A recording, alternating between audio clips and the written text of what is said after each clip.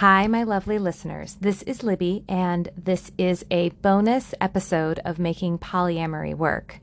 This is just a brief message, a couple of quick announcements. I'm going to be moving my release date for new episodes to Wednesdays instead of Tuesdays. I'm making this change so that I can continue to deliver the quality content that I think you all deserve. And in order to do that, I need an extra day to get everything together because my schedule has been turned inside out from having kids home 24/7. So I just need to shift my schedule around, and I need a little more time to get that episode out. So look for the next episode, the next full episode of Making Polyamory Work on Wednesday. I also just want to quickly tell you that if you missed my Relationship Survival Skills workshop, I am doing it 2 additional times. I'm doing it this Wednesday night at 9 o'clock Eastern Time, as well as Friday at noon Eastern Time. And you can sign up for that on my website at libbysinback.com/survival-skills. Also, if you really wish you could attend this workshop, but you don't know if the timing of those 2 times are going to work for you, go ahead and sign up, because even if you can't make it, I send a replay recording to everyone who signs up. And don't worry, I don't record any of the attendees. It's just me, so don't worry about your privacy or anything like that. Anyway, so if you're interested in that, hop on over to my website and you can sign up. So finally, though, the main reason why I wanted to create this quick bonus episode for you is that I wanted to explain why I've taken down the episode that I released last week on repair. You might have noticed that it's gone now, and the reason why is because after some reflection and some feedback from a very thoughtful listener, I realized the episode wasn't saying what I wanted it to say. And so I'm reworking that episode for a re-release in coming weeks.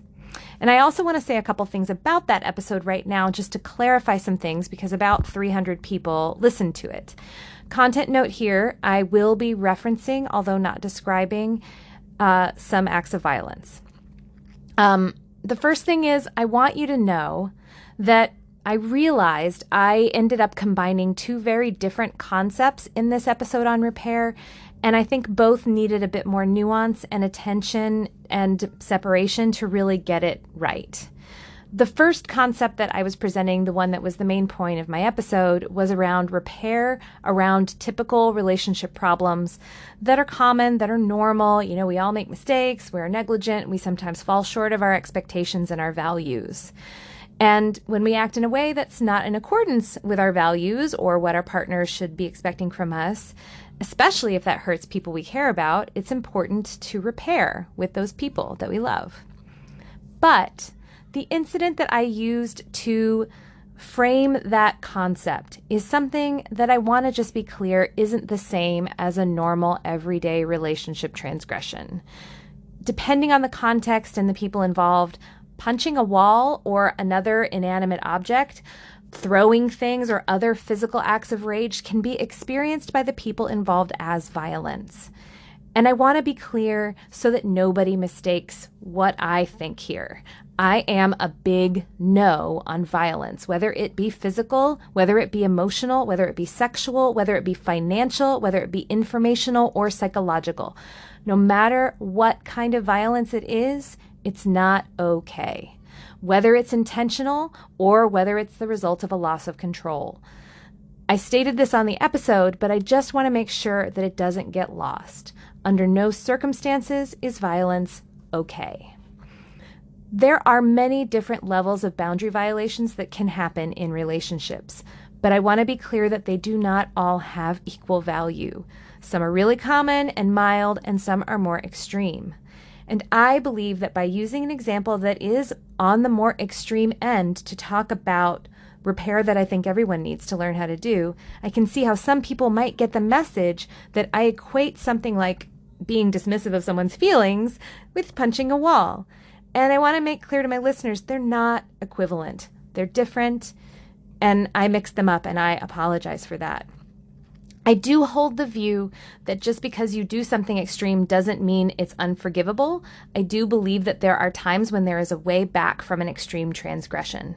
I'm very passionate about accountability, both in relationships and in communities and in organizations, but I think the repair around extreme transgressions looks very different, and it often takes longer too. It may be something that has to be revisited over and over again. Now, I'm confident for the people in the story that I shared in last week's episode that accountability is happening and will continue to happen, and that breach is being repaired. But everyone in that situation agrees that it was an unacceptable thing to do and that its effects were harmful and felt by everyone who witnessed it. So it's not something that anyone's taking lightly. So if you saw yourself in that story that I told, I don't want you to hear from me that I think you should be taking that lightly either.